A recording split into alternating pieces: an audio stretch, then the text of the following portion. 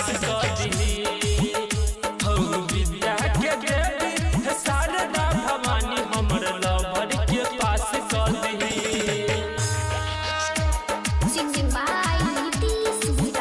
हमर लवर के पास कर दी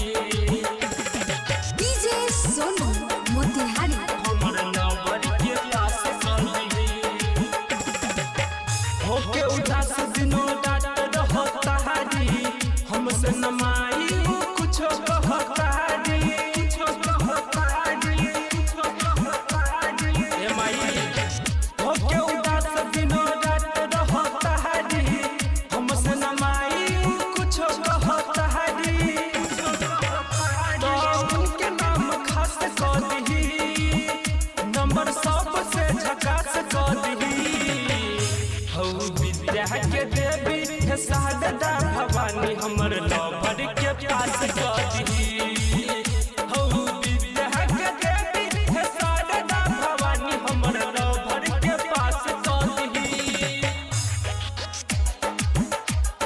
प्रेम से बोलिए सरस्वती मैया की जय। DJ Sonu Motihari presented by Aruliya recording studio कदी गुहार हम शरण में आई सुनी पुकार नित्य से निराला के माई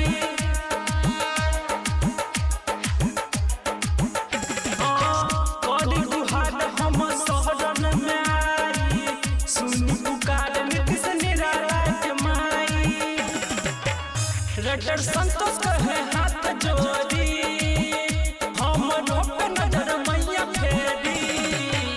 हो विद्या के देवी है शारदा भवानी हमर लवर